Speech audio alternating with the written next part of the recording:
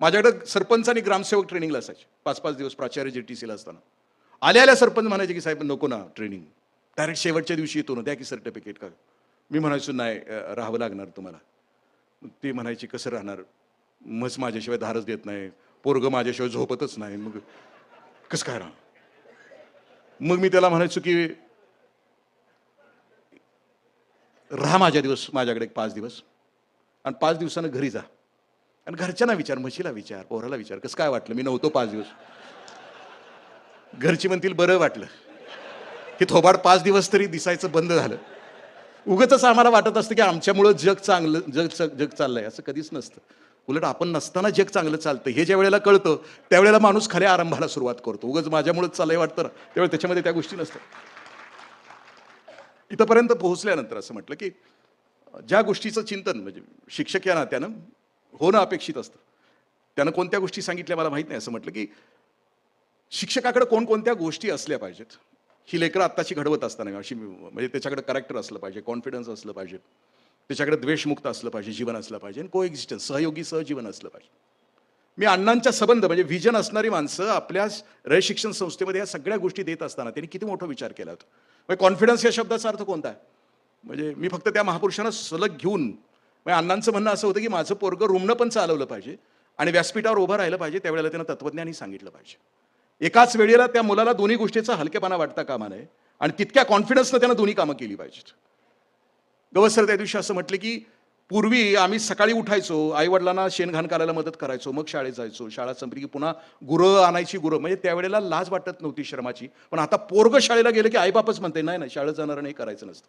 श्रमाची प्रतिष्ठा आम्ही सोडून दिली आणि ती द्यायला आम्ही विसरून गेलो ते असं म्हणतात. मग हे करत असताना कॉन्फिडन्स नावाची गोष्ट मी अण्णांचा विचार करतो, मी आत्ताही विचार करतो.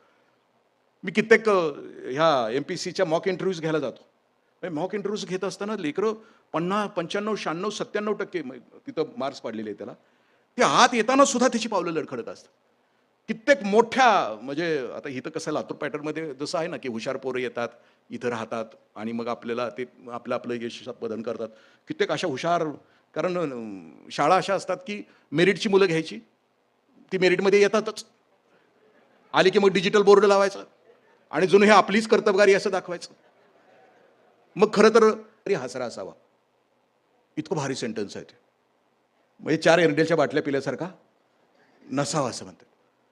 त्याचं कारण असं आहे असं म्हणतात की या जगात दुःख नाही अशी माणसं नाही आहेत. सुखी माणसाचा सदरा अजून नाहीये सापडलेला कोणाला. जगात सगळ्यांच्याकडेच दुःख आहे. पण दुर्दैवानं आमच्या सगळ्या कथा कादंबऱ्या आणि कविता या दुःखानंच टिचून भरलेल्या आहेत. कारण माणूस शेजारी येऊन एखादा बसला की आपली अख्ख्या कादंबरीच सुरू करतो. माझ्या वाट्याला किती दुःख आहे, माझ्या आजूबाजूला किती दुःख आहे. मग अब्दुल कलाम सर असं म्हणतात की वर्गात शिरताना कृपा करून तुमचा चेहरा हसरा ठेवा असं म्हणतात. कारण कलाम सर पुढे असं म्हणत असताना असं म्हणतात की सुख हे प्रवाही आहे आणि सुख हे सामावून घेण्यासाठी उत्सुक असतं. तुम्ही आठवा ना तुमच्या कालावधीमध्ये तुम्हाला आठवणारे शिक्षक कोणते आहेत बघा ना, जे हसरे होते. तुम्ही वर्गात गेल्यानंतर म्हणजे शिक्षकांची ज्यांची वाट बघत होता ते कोणते होते शिक्षक आठवा ना. म्हणजे आत सुख हे प्रवाही आहे आणि दुःख तिजवून टाकतं असं म्हटलं. मी गंमत म्हणून कधीतरी उदाहरण देत असतो की समजा एखादं लेकरू आपल्याकडे ठेवलं, समोर ठेवलं, एखाद्या सरकारी अधिकाऱ्याचं आहे, दिसायला देखणं आहे, स्मार्ट आहे, चिकन आहे, मर्फी रेडिओ आहे, पण सारखं भोकाड पसरत आहे.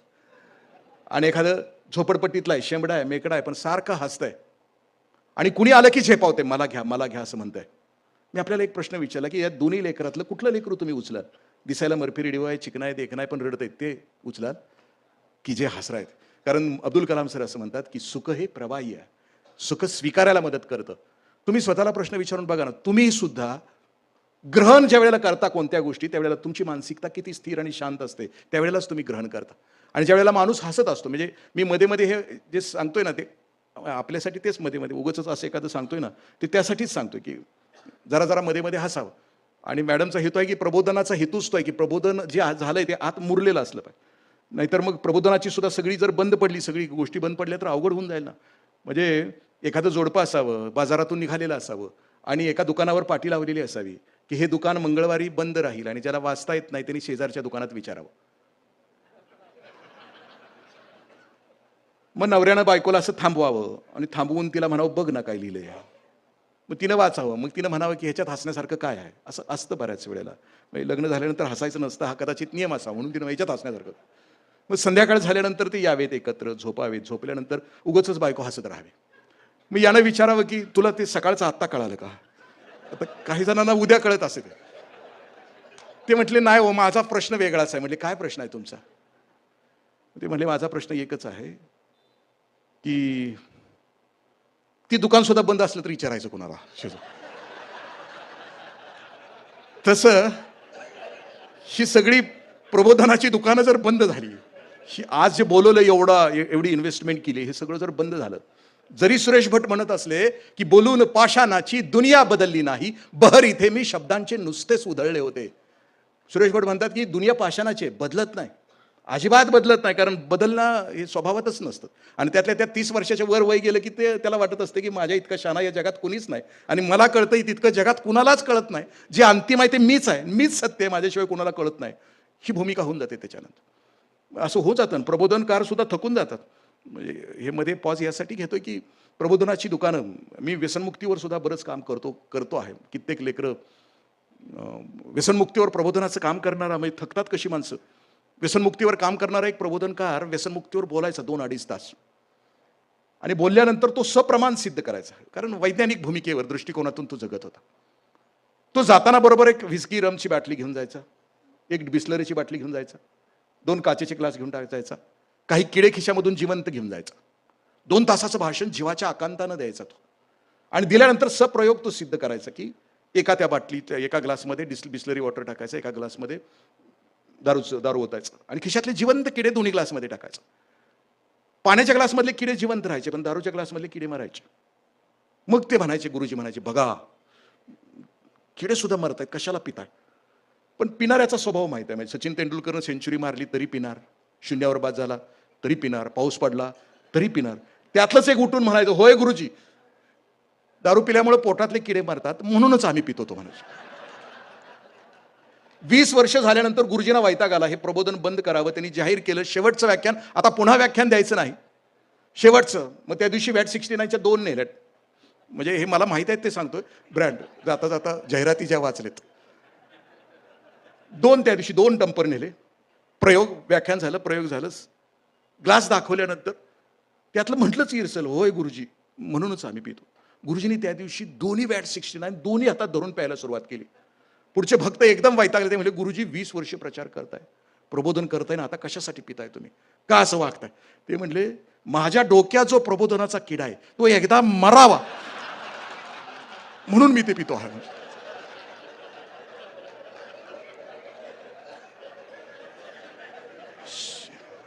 असं कधीतरी हसत जावा. एक सोरोटिनिन नावाचं एक हार्मोन आहे, ते खोटं हसलं तरी ते सिक्रेट होतं असं म्हणतात. मी यशदाला ट्रेनिंगला जातो, दिवसभर शिकवतो. बऱ्याच वेळेला मॉडेल असं असतं की हलतच नाही दिवसभर. मी ते शेजाऱ्याला म्हणतो, बघा आहे का, अस्तित्वात आहे का? ज्या वेळेला वर्गात आम्ही जातो, एक लहर गेली पाहिजे, ते असं म्हणतात. जे कृष्णमूर्ती असं म्हणतात की तुमची शाळा, तुमच्या शाळेमधून बेल झाल्यानंतर, म्हणजे संध्याकाळची घंटा झाल्यानंतर मुलांची पावलं तुमच्या शाळेत रेंगाळतात का? सकाळ झाल्यानंतर तुमच्या शाळेकडे येण्यासाठी मुलांची पावलं गतिमान होतात का? शाळा सुटल्यानंतर लेकरांना दुःख होतं का? शाळा सुटल्यानंतर, सुटलीची घंटा वाजल्यानंतर मुलं हुर्रेव करत असतील, टाळ्या वाजवत असतील, तर समजून चला की तुमची शाळा तुरुंग आहे.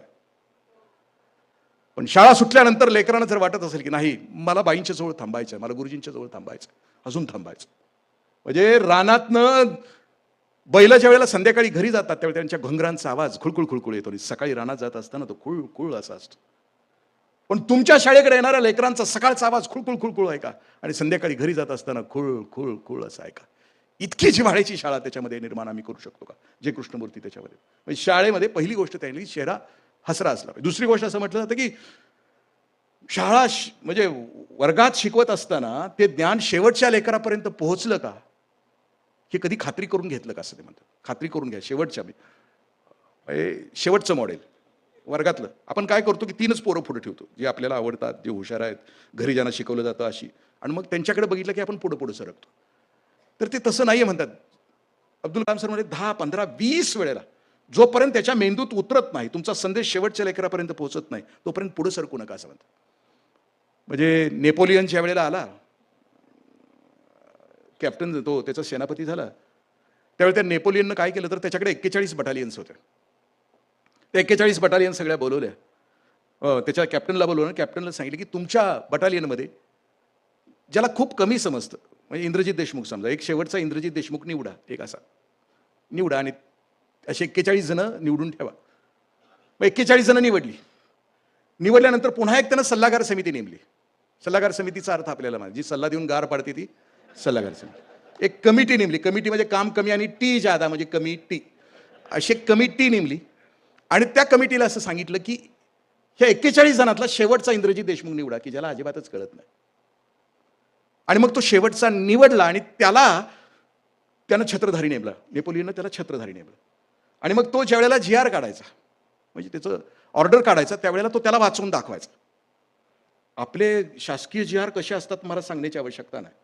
चक्रमुद्रित प्रती, सायक्लोस्टाईल म्हटलं तर बरं वाटतंय ना, पण ते तसे शब्द अवजड असायचं. वाचले वरून, म्हणजे आपल्या फाईल्स पण लय भारी असतात, अशा वर वर वर जात असतात ना, त्या फाईल्स पण भारी असतात. म्हणजे ते खालून वर प्रशासनामध्ये मुख्याध्यापकांना आहे का नाही अनुभव माहीत नाही, पण आमच्याकडं ती फाईल असते ना, तो खालचा कसा असतो ना, तो खूप असा डीपमध्ये लिहितो, असा निबंध लिहितो. कारण त्यानं जास्त सहाय्यक खर्च करायचे असते, कारण त्याला कमी पगार असतो. मग त्याच्या खाली तो अशी कोंबडी करतो. त्याच्या वरचा अधिकारी जरा कमी शाही खर्च करतो, मग त्याच्यावर तो कोंबडा करतो. त्याच्या वरचा असतो तो त्याच्यापेक्षा कमी करतो. अवलोकनी येऊन सही करावी एवढंच म्हणतो तो. अवलोकनी येऊन मान्यता द्यावी. अवलोकन, अव म्हणजे खाली, लोकन म्हणजे बघून, खाली बघून गप सही करावी असं ते म्हणतो. ती त्याच्यासाठी 3च शब्द वापरतो आणि त्याच्यावर तो असतो. त्याच्यावर ते आता अब्दुल कलाम सर असं दुसऱ्या व्याच्यामध्ये असं म्हणतात की शेवटच्या माणसापर्यंत. मग तो नेपोलियनला तो GR वाचून दाखवायचा. आता ह्या नदीतून जायचं आहे, पलीकडे जायचं आहे, असं आहे सगळं वर्णन. मग त्याला विचारलं जायचं की कळतं का, कळालं का? ती नाही म्हटलं की ते आणखीन बारीक केलं, आणखीन बारीक, आणखीन बारीक, आणखीन बारीक केलं जायचं. जोपर्यंत हे मॉडेल म्हणत नाहीत ना, कळलं, तोपर्यंत तो GR केला जात नाही. ज्या वेळेला ह्याला कळालं त्यावेळेला ती ऑर्डर पास होते आणि मग नेपोलियन विजय व्हायचा. कारण ह्याला कळालं तर अख्ख्या वर्गाला कळालं आणि अख्ख्या वर्गाला कळालं की अख्खा वर्ग पुढे जातो. तो अब्दुल कलाम सर म्हणतात की शेवटच्या माणसाला तुमच्या त्या गोष्टी कळू द्या, इतकं बारीक व्हा असं म्हणतो. मी प्रवचनामध्ये असं सांगतो की संतांची भाषा होती ती हृदयाची होती. तयाचे बिसाट शब्द सुखे म्हणो येती वेद, ते सच्चिदानंद ब्रह्मकाना होती. संतांच्या भाषेमध्ये इतकी मृदुता, इतकी कोमलता, इतकं प्रेम, इतकी निजता आणि इतकं सौंदर्य आणि इतका सोपेपणा असतो की ते अगदी तिथपर्यंत येऊन त्या माणसाला समजावून सांगतं. म्हणजे उदाहरणार्थ कसं एखादा तत्वज्ञानाचा माणूस असेल अभ्यासू, तर तो त्याचं एखादं लहान बाळ रडत असेल तर तो त्या बाळाला कसं शांत करेल? बाळा ब्रह्म कधी रडलं होतं का? बाळा आत्मा कधी रडला होता का? बाळा पंचमहाभूत कधी रडली होती का? ते बाळ नाही शांत होत. पण त्या बाळाची मोठी बहीण आली, ती बाळाला हातामध्ये घेते, ती बाळाला म्हणते की अडगुलं मडगुलं सोन्याचं कडगुलं. एवढं म्हटलं की ते बाळ शांत होतं. ही शांततेची, ही समजाची भाषा आहे ना, ती भाषा अब्दुल कलाम सर म्हणतात की त्या लेकरापर्यंत पोहोचण्यासाठी ती भाषा तुम्ही वापरा. आणि तिला शेवट असं म्हटलं की त्या लेकराला तुम्हाला बाप आणि आई दोन्ही गोष्टी होता येईल का? मी ह्या गोष्टी आपल्याशी शेअर करताना शेवट येणार आहे त्या एका गोष्टीकडे. सगळ्या गोष्टी कशासाठी हव्यात? असं म्हणतात की लेकराच्यासाठी बापाचा धाक आणि आईची हाक आपल्याला करता येईल का? आपण वाचले असेल उदाहरण, पण मी आपल्या याच्यासाठी सांगतो की ते असं म्हणतात की श्रीमा माटेसर वर्गामध्ये शिकवायचे. 8वी 9वीचा वर्ग होता आणि माटेसरांना शिकवत असताना असं वर्गात फिरवून शिकवायची सवय होती. असं माझ्यासारखं बसून एका ठिकाणी नाही. वर्गातून फिरून शिकवत असताना तो 8वीचा वर्ग, एका मुलाच्या शर्टला अत्तराचा वास येतो त्याच्या अंगाला. माटेसर त्याला उठवत आहेत, त्याला तत्वज्ञान देत आहेत, मारतायत. म्हणजे 8वीत नाहीस आणि अत्तर लावतोस, लाज नाही वाटत? आता अत्तर लावतोस तर 11-12वीला काय करशील? एका हाताने मारतायत आणि दुसऱ्या हाताने त्याला, दुसऱ्या बाजूला त्याला तत्वज्ञान सांगतात. अत्तर आपल्याकडे सुद्धा लावतो आपण, ते डिओ फिओ असतं ना. खरं तर डिओ कुठं आहे? ते युरोपमध्ये लावायला पाहिजे. 8-8 दिवस ती माणसं आंघोळ करत नाहीत, दुसऱ्याला वास येऊ नये. पण इकडं आता आलंय टीव्हीत म्हटलं तर आपल्याही घरामध्ये ते येऊन बसले. येऊ द्या, आपल्याला त्याचं काय माहित नाही. पण मग ते माटेसर त्याला सांगत होते की ज्याच्या आयुष्याला सुगंध नसतो त्याला अत्तराची आवश्यकता भासते. माटेसर सांगतातच आहे त्या पोराला. सांगून संपल्यानंतर मुलाला खाली बसवलं, धडा शिकवायला सुरुवात केली. शेजारचा मुलगा उठला, तो म्हणतो की सर तुम्ही चूक केली, त्या लेकराला मारायला नको. ते म्हणजे चूक काय केली? 8वीत असताना अत्तर लावलं तर नको का करायला? चुकल्यानंतर नको का मारा? मग तो मित्र असं सांगतो की सर तिची आई आजारी आहे, लहान बहिणीला पाय नाही येत आणि तो रात्रभर इथून गेल्यानंतर उदबत्तीच्या कारखान्यामध्ये काम करतो सर, आणि त्यानं रात्रभर 8 तास उदबत्त्या वळल्याशिवाय त्याच्या घरच्यांची पोटं त्याचं पोट भरत नाही, त्याच्याशिवाय त्याला शाळेत येता येत नाही.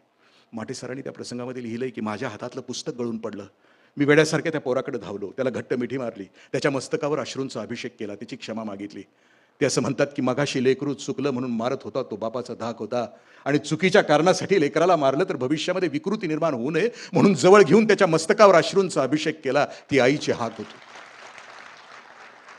आम्ही असं लेकरांच्या आयुष्यामध्ये, खरं तर एक बाळ समोर असतं ना, त्याच्या पाठीमागं त्याचा अख्खा कॅनव्हास असतो. त्याचं आज लक्ष का नाही आहे आज माझ्याकडं, तो असा का वागतोय.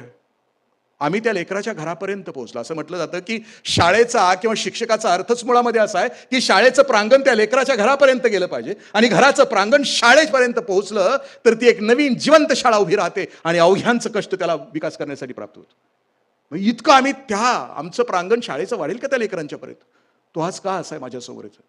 आणि तिसरी गोष्ट, चौथं आणखीन एक सूत्र शेअर करतो, 10 आहे त्यापैकी चौथं चित्र, ते असं म्हणतात की गो इन टू देअर शूज. म्हणजे त्या लेकराला शिकवत असताना त्याच्या वयाचं तुम्हाला होता येईल का. अब्दुल कलाम सर स्वतःचं उदाहरण सांगतात. मी 9वीला होतो, विज्ञानाचा धडा माझे शिक्षक शिकवत होते, आणि माझ्या शिक्षकांना सवय होती की 15 मिनिटं झाली की ते विचारायचे कळलं का, 15 मिनिटं झाली की ते विचारायचे कळलं का.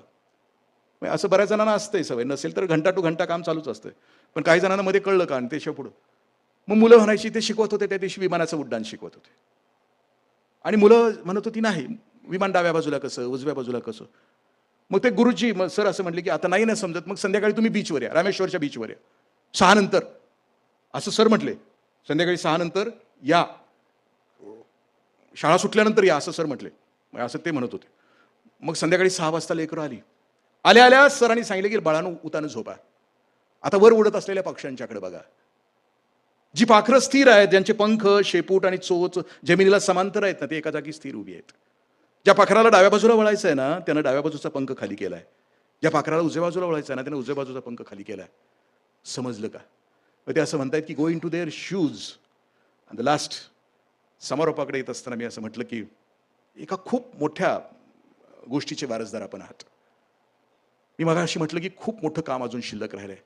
सावित्रीबाईंची मूर्ती हातात आली आणि त्यावेळेला असं लक्षात आलं की मी अण्णांच्याकडे शिकलो. माझा जो आश्रम आहे कराड तालुक्यात, त्या कराड तालुक्याच्या आश्रमाच्या पलीकडे 20 किलोमीटरवर अशी गाव आहेत की 20-20, 25-25 किलोमीटरमध्ये शाळाच नाहीत, मुली शिकतच नाहीत. 7वी नंतर मुलींचं लग्न होत आहे. 18-19व्या वर्षी त्या लेकींच्या मांडीवर बाळ येत आहे.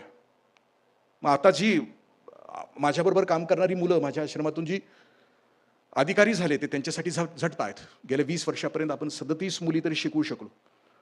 त्याचं कारण असं आहे की हे जे व्हिजन होतं की आपल्याला अजून शिक्षण कुठपर्यंत पोहोचायचं. आपल्याला असं वाटतं की ह्या देशामध्ये 3 वर्ग आहेत, एक हॅव अ नॉट आणि हॅव अ लॉट असं म्हटलं.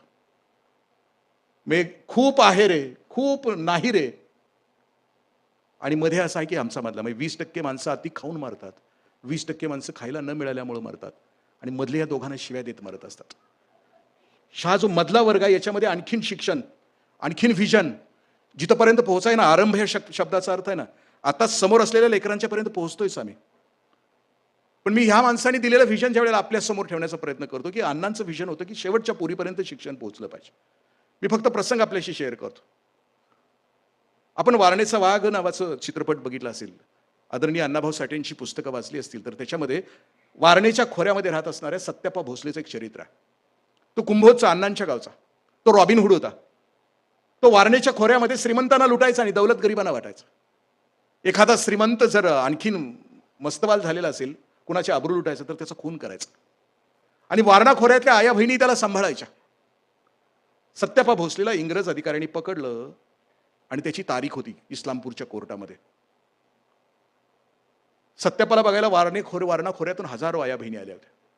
ज्या आया बहिणींचं कुंकू बळकट होतं, मंगळसूत्र बळकट झालं होतं, त्या आया बहिणी सत्याप्पा भोसलेला तुरुंगात निघाला म्हणून आशीर्वाद द्यायला होत्या.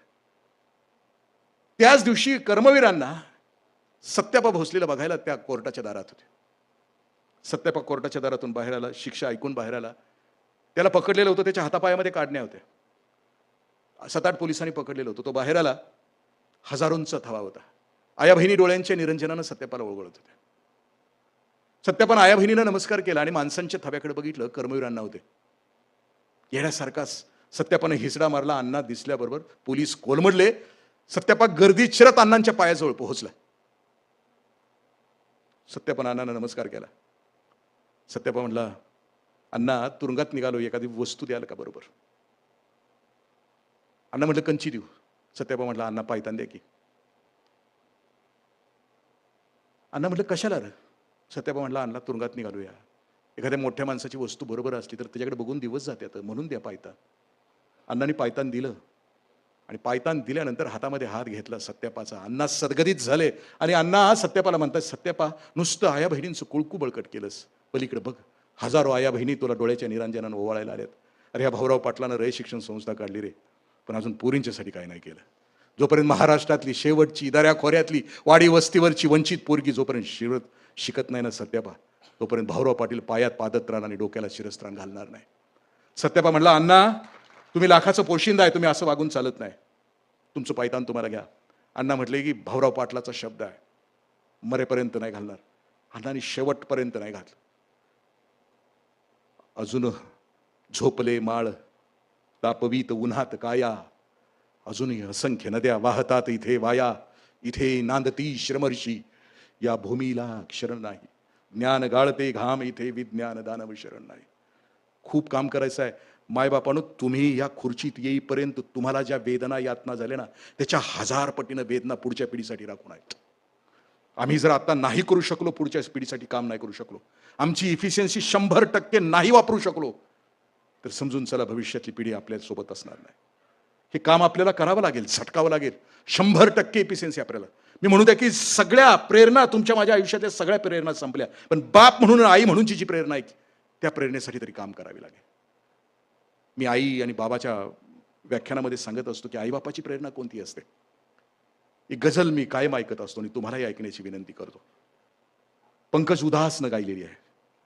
7 स्टांजा आहेत, अबू बकरीनं ती लिहिली आहे आणि त्याच्यामध्ये त्या स्टांजामध्ये तो असं म्हणतो की हे आने वाली नसलो. तो त्याच्यामध्ये जो बोलतो आहे त्याच्यात तुमच्या माझ्या घरात आम्ही घरामध्ये सुखी आहोत का याच्याविषयी त्याचं चिंतन आहे. तो म्हणतो की पंजोबाच्या कालावधीमध्ये आम्ही सुखी होतो, घरात चूल पेटत नव्हती, भले आम्ही उपासी होतो, चोरी होत नव्हती, पण आम्ही सुखी होतो. आजोबाच्या कालावधीमध्ये पण आम्ही सुखी होतो. आणि 6वा त्याच्या अगोदरचा स्टांजा आहे, त्या स्टांजामध्ये तो असं म्हणतो की आता तुमच्या घरामध्ये सगळं आहे, खाली कार्पेट आहे, वर झुमरं आहेत, दारामध्ये गाडी आहे, हातामध्ये मोबाईल आहे. आता तुम्ही सुखी आहात का? आता तुम्ही सुखी आहात का? तुम्हाला हवं ते सगळं मटेरियलिस्टिक जग तुमच्या सोबत आहे, तुम्ही सुखी आहात का? तुम्ही बेडरूममध्ये भांडताय, दिवाणखान्यामध्ये येऊन नाटके हसताय, सुखी आहात का? उमऱ्याच्या आत तुम्हाला शांतता निर्माण करता आली का? तो प्रश्न विचारतो. आणि मग शेवटचा स्टांजा सुरू व्हायच्या अगोदर त्या सभागृहामध्ये खूप लांब म्युझिक आहे आणि सभागृहात असणाऱ्या आईवडिलांच्या मांडीवर लेकरं आहेत, त्या लेकरांच्यावर कॅमेरा आहे. पंकज उदास पण घायाळ झालेत आणि शेवटी पहिलं वाक्य त्यांच्या मुखातून बाहेर पडतंय, हे आने वाली नसलो. हे येणाऱ्या पिढ्यानो, आम्ही बाप म्हणून एक विसरून गेलो रे बाळानो. आम्हाला तुम्हाला आवश्यक असणारं जग आम्हाला तयार करायचं होतं, आम्ही नाही करू शकलो. माझा एक मित्र आहे, माझ्याबरोबरच क्लास 1 अधिकारी सेंट्रल गव्हर्नमेंटमध्ये झाला. आम्ही गेट टुगेदरला एकत्र भेटलो की पहिले 7-8 वर्ष त्याला विचारतोय, राम्या लग्न झालंय, पोरग घाल की जन्माला, पोरगी घाल ना जन्माला. त्यावेळेला राम्या म्हणायची, इंद्रियालाही शहाणा होऊ नको, तुला मला जगताना आता एवढा त्रास होतोय, तर तुझं माझं पोरग ज्या वेळेला वयात येईल, जगल, त्याला सोसल हे घाव सोसतील. तुम्ही स्वतःला विचारून बघा ना, आम्ही जे जग आमच्या आजूबाजूचं तयार केलं ना, ते फसवाय. पावला पावलाला बेईमानी आहे पोराच्या वाट्याला, पावला पावलाला गद्दारी आहे. ठरवून बघा ना तुम्ही, तुमच्या माझ्या पोराच्या वाट्याला जे जग आम्ही आणलंय ते बेईमानीचं, गद्दारीचं, हिंसेचं, घृणेचं, फसवणुकीचं, भ्रष्टाचाराचं. अशा वातावरणात माणसाचं लेकरू सुखी राहील? तुम्ही स्वतःला प्रश्न विचारा ना. तो शायर पुढे असं म्हणतो की हे आने वाली नसलो, हे येणाऱ्या पिढ्यानो आम्हाला तुमच्यासाठी एक असं जग तयार करायचं आहे की बाळानो तुम्ही ज्या रस्त्यावरून जाल त्या रस्त्यावर आम्हाला प्रकाशाची बीज पेरायची. हे बाळानो तुम्ही ज्या रस्त्यावरून जाल त्या रस्त्याच्या डाव्या उजव्या बाजूला आम्हाला सौख्याची उद्यानं तयार करायची आहेत. आमच्या वाट्याला जी दुःख आली, वेदना आल्यात, त्या वेदना बाळा तुझ्या वाट्याला नाही येऊ द्यायच्या, म्हणून एक जग आम्हाला तयार करायचं. घाव तुमच्या माझ्या लेकराच्या वाट्याला कोणते आहेत बघा. अजूनही हा खोल घाव नाही, अजूनही हा सूर्याना सराव नाही. जे भयानक घाव तुमच्या माझ्या लेकराच्या वाट्याला नाहीत, आम्हीच निर्माण केलेल्या जगामध्ये, फसवणुकीचे, गद्दारीचे, बेईमानीचे, भ्रष्टाचाराचे, पावला पावलाला फसवणुकीचे. द्याना ठरवाना, क्षणाक्षणाला आम्ही हे करतोय आमच्या लेकरांच्यासाठी. खलील जिब्रान असं म्हणतो की माणसानं स्वतःच्या अस्तित्वानं ह्या पृथ्वीचा अंत पुढे ढकलायचा असतो. कोणतं जग आम्ही आमच्या पोरांच्या बाहेर पडलं तर हिंसा, घृणा, त्या मोबाईलवर त्या IT सेलनं तर एकदम दंगा घाणेरडं द्वेष मत्सराशिवाय काय पसरवतच नाहीत. 17-18 वर्षाच्या लेकराच्या हातामध्ये मोबाईल आहे. घाणेरड्या बातम्या, घाणेरडा द्वेष आणि मत्सर, हिंसा आणि घृणाशिवाय त्या लेकराच्या वाट्याला काय? तुम्ही ज्या वयोगटासाठी काम करताना तो घडवण्यासाठी, खरं तर घडवण्या या शब्दाचा अर्थ काय आहे? ज्ञानेश्वरीमध्ये खूप सुंदर आहे. विधिते पाळीत, निषेधाते गाळीत, विधिवत आहे ते लेकराच्या वाट्याला देऊया. आणि जे निषेधार्य आहे ते माझ्या स्वतः सहित टळूया आणि त्या लेकराच्या वाट्याला देऊया. एक अनमोल जग लेकराला देऊया, की ज्या जगामध्ये तुमचं माझं लेकरू सुखानं जगल. तुम्ही कधी विचार केला? जनावरं सुद्धा पुढच्या पिढीसाठी जगतात. आपण कधी रानात चरणाऱ्या रानगाया आपण कधी बघितल्या का चरताना? रानगाया गोल रिंगण करतात आणि मध्ये वासरांना घेतात. माहिती आहे आपल्याला कशासाठी? त्या रानगाया सुद्धा विचार करतात की वाघ आला, सिंह आला तर आम्ही मरू, पण वासरं जगायला पाहिजेत. अॅनिमल चॅनलवर हत्तींचा तांडा ज्यावेळेला आपण बघतो अॅनिमल चॅनलवर, तेव्हा आपल्याला असं दिसतं की त्या हत्तींचा तांडा जंगलातून प्रवास करत असताना सगळ्यात पुढचा हत्ती असतो तो वयोवृद्ध असतो, शेवटचा असतं ते पिल्लू असतं, पाठीमागं असतं. कारण हत्तीला सुद्धा कळतं की जंगलातून प्रवास करत असताना वाघाला, सिंहाला तर आम्ही मरू, पण आमचं पिल्लू जगायला पाहिजे. बिरबलाकडे 2 घोड्या आल्या, दिसायला सारख्या होत्या. बिरबलाला सांगितलं की याच्यातली एक आई आहे आणि याच्यातली एक लेक आहे, ओळख. बिरबल म्हटलं कशी काय ओळखणार, दिसायला सारखे. तो म्हणतो की चला नदीला घेऊन चला.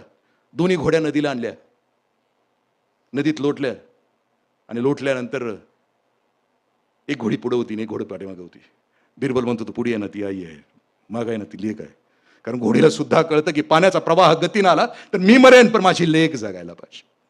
घोडीला सुद्धा कळतं की भोवरा असेल पाण्यामध्ये तर भोवऱ्याच्या तळाशी मी जाईन, पण माझी लेक जगायला बाहेर. घोडीला कळतं, जनावरांना कळतं की जगायचं असतं ते पुढच्या पिढीसाठी जगायचं असतं. माणूस नावाची जात चांगुलपणाशिवाय जगू शकत नाही. याच्यावर तुमचा विश्वास असेल तर आरंभ आजच चांगुलपणासाठी, कारण दुसरा पर्यायच नाही. तुमचं तुमच्या लेकरावर प्रचंड प्रेम असेल तर तुमच्या लेकराला भेट द्या, एक सुसंगत समाज. तुमचा भवताल त्याला द्या की जो फसवणारा नाहीये. तुमचा भवताल त्याला द्या गद्दारी करणारा नाहीये, त्याला फक्त नोटा छापणारी मशीन करणार नाहीये. तर या जगामध्ये त्याच्या जीवनात त्याला जो आनंद मिळणार आहे त्या आनंदाचा उत्सव करणारा एक जग त्याच्या वाट्याला द्या. अशी 40 लेकरं तुमच्या ताब्यात आहेत. 35 वर्षाची नोकरी झाली तर 1400 लेकरं, 1400 घरामध्ये तुम्ही दिवा लावणार आहे. तुमचं आजूबाजूचं जग. चांगुलपणाची चळवळ उभी केल्याशिवाय तुमची माझी लेकरं सुखानं नाही जगणार मायबापानो. आणि त्यासाठी जीव तोडून काम करावं लागेल. 100% इफिशियन्सी वापरावी लागेल. 7वा वेतन आयोग, 8वा वेतन आयोग आहेच आपल्या वाट्याला, मिळणारच आहे. पण त्याच्या अगोदर आणि त्याच्या नंतरचं जग, मी म्हटलं ना, सगळ्या प्रेरणा जळायला तरी चालतील, पण आईबापाची जी सर्वश्रेष्ठ प्रेरणा आहे.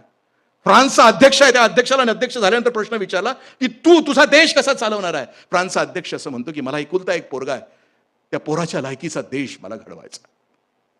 आम्हाला जाऊ द्या ना सगळं. साने गुरुजी असं म्हणतात की गुरुजी नका शिकू, पण तुम्ही नाही शिकवलं तर तुमच्या पोराच्या वाट्याला सुद्धा असा गुरुजी येईल की तोही न शिकवणार असेल, म्हणून तरी शिकवा, गुरुजी असं म्हणतात. आपल्याला जे काम करायचं ना ते काम या रीतीने करायचं आहे.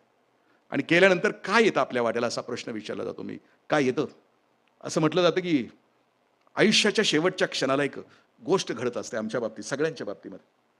आम्हाला त्या दिवशी एक उत्तर द्यायचं असतं. मी जिल्हा परिषदेच्या शाळेत होतो आणि 4थी पर्यंत निकाल असायचा 1 मेला. आणि 1 मेच्या निकाला दिवशी नावाची वाट बघायची, आम्ही असं उभा असायचो आणि अचानक गुरुजी म्हणायचे इंद्रजित दत्ताजीराव देशमुख पास. एका सेकंदात पास. वर्षभर ह्या गुरुजींच्या छाड्या खाल्ल्या, अंगठं धरलं, पेकटात लाता खाल्ल्या, कविता पाठ केल्या, संध्याकाळी पाढं म्हणलं आणि निकाल एका सेकंदात पास. तसं आपल्या आयुष्याचा निकाल सुद्धा एका सेकंदात असतो. मी शिरोळा बीडीओ होतो. बीडीओ असताना तिथे एक पक्या नावाचा येडा आहे, अजूनही पण तिथे येडा आहे, तो अजून आहे, जिवंत आहे. आता हे येडे आम्हीच केलेले असतात, आपल्याला सांगण्याची आवश्यकता नाही. त्याला सगळी दगडं मारायची. मी माझ्या केबिनमध्ये येऊन बसलो की ते सगळ्यांना चुकवत यायचं. उजव्या बाजूला माझी ती खिडकी होती, ती खिडकीत यायचं आणि माझ्याकडे बघायचं आणि हसायचं. आता येडच येड्याकडे बघून हसणार, आपल्या लक्षात आलं. मग तास 1.5 तास बडबडतं, येडच बडबडतोय. आता तुमच्यापर्यंत पोहोचते की नाही माहीत नाही. कारण असं म्हटलं जातं की शहाणी माणसं स्वतःचा संसार करतात आणि येडी माणसं जगाचा संसार करतात. या जगामध्ये 95% शहाणी माणसं आहेत आणि 5% वेडी माणसं आहेत. ज्याला जग चांगलं करायचं आहे त्याने वेडाचा झटका आठवड्यातनं 1-2दा तरी यायला लागतोय, तरच ही जग शहाणं होणार आहे, चांगलं होणार आहे असं म्हटलं जातं. तो झटका यावा यासाठी आरंभ आहे असं म्हटलं. ते संध्याकाळ झाली की पंचायत समिती सुटली माझी की बाहेरच्या झेंड्याच्या कट्ट्यावर येऊन बसायचो. मग पक्क्या सगळ्यांना बाजूला सरकून यायचं. संध्याकाळी आमच्या दोघांच्या गप्पा सुरू व्हायच्या. आता 2 येडे एकत्र आल्यानंतर चर्चा काय असणार. मी प्रकाशराव विशेष काय आज कुणी मेलं का? ते म्हणे होय मेलं गावात. मग कोण मेलं? मग ती मेलेलं सांगायचं. मग ती कुठं गेलं? ती स्वर्गात गेलं तर पक्या म्हणायचं असं, हां. नरकात गेलं तर तो म्हणायचं हां असं. मी म्हणायचं प्रकाशराव असं कसं काय सांगता, जरा सांगा ना. निरूपण करा की असं म्हणजे काय ना असं म्हणजे काय. आता ते खेडेगावातलं स्मशानभूमी तुम्ही बघितली असेल कधी, म्हणजे आता गेला असाल कधी तर ते दारूवाले असं ते मड जळत असते. इकडे गटागटानं माणसं बसलेली असतात. दारूवाल्याजवळ, गुटखावाल्याजवळ, तंबाखूवाल्याजवळ, शिवसेना, काँग्रेस, मुख्याध्यापक संघ. आता इथं एकच असला तरी एकच. पण ते प्राथमिक शिक्षणामध्ये आणखी नाही तिथं. समिती, संघ, म्हणजे त्या संभाजीराव पाटील गुरुजींचा संघ, अण्णांचा संघ, असं ती सगळी आपापली. तिथं सुद्धा गटबाजी सोडायचं नाही. शापच आहे आपल्या देशाला. मग मी म्हटलं मग ते नरकात गेलं त्याच्याविषयी काय? तर ते म्हटले साहेब त्या नरकात चर्चा होती ही मेलेल्या माणसाविषयी. म्हणजे काय चर्चा होती? ह्याच्या आधीच मरायला पाहिजे होतं. लई टिकलंय. अजून जगला असतं तर किती जणांना ताप दिला असता कुणा ठाऊक. मग मी म्हटलं प्रकाशराव स्वर्गात गेला त्याच्याविषयीचं काय चिंतन आहे? तो म्हटलं सर अंत्ययात्रा निघाल्यापासून कोण कोणाशी बोलत नव्हतं. सगळ्यांची पावलं जड होती. स्मशानात कोणतं गत तर नव्हतं. प्रेत जळत होतं की प्रत्येकाला वाटत होतं की आपलंच काळीज जळत आहे. आणि प्रत्येक जण आतून आक्रोश करत होता, हे अजून जगायला पाहिजे होतं, हे अजून जगायला पाहिजे होतं, हे अजून जगायला पाहिजे होतं. बाबा बोरकरांची कविता आहे ना, देखना देहांत जो सागरी सूर्यस्तसा अग्नीचा पेरून जातो रात्रगर्भी वारसा. अण्णांना माझ्या 33 हार्ट अटॅक आले. कर्मवीर अण्णांना 33. आमचं मॉडेल असलं तर शक्यतो पहिल्या अटॅकमध्ये जातेच. दुभंगलेली व्यक्तिमत्व शक्यतो पहिल्या अटॅकमध्ये जातात. वर एक आणि आत एक. सत्ता, संपत्ती, पद, प्रतिष्ठा, मानासाठी हापापलेली, त्याच्यासाठी काहीही उचापत्या करणारी व्यक्तिमत्व शक्यतो. लईच चिवाट असलं तर ते दुसऱ्यावर. बरं पहिला अटॅक येऊन गेल्यानंतर ते नीट जगतं का? ती घरातले म्हणते इथं बसू नको, तिथं बसू नको, टॉयलेटला गेलं तरी वाट बाहेर बघितली जाते, येतंय का? तिसऱ्यानंतर कोणी? पण अण्णांना 33. बॅरिस्टर पी जी पाटील सरांनी कर्मवीर उपनिषद नावाच्या पुस्तकामध्ये अण्णांच्या विषयी, मी हे गोष्ट आपल्याला यासाठी सांगतो की तुम्ही ज्या थोर परंपरेचे पायिक आहात, शिक्षण नावाचं जे पवित्र आणि शुद्ध क्षेत्र आहे त्या क्षेत्रामध्ये तुम्ही सर्वजण आहात. आणि ह्या वाटांचे जे पहिले कोणी आहेत त्यांच्या त्यागाची मी गोष्ट आपल्या समोर यासाठी शेअर करतो की त्यांचं विजन मगाशी मी शेअर केलं आणि त्यांचा मृत्यू सर्वांग सोहळा असं म्हणतो. Barrister P G Patil sir म्हणतात की अण्णा 33 हार्ट अटॅक आले तरी तो मृत्यूदेव यायचा अण्णांच्या समोर उभा राहायचा आणि अण्णा त्याला म्हणायचे, सर माग मला सोलापूरचं कॉलेज काढायचं आहे, सर माग मला कोपरगावचं कॉलेज काढायचं आहे, सर माग मला पुरींचं हॉस्टेल काढायचं.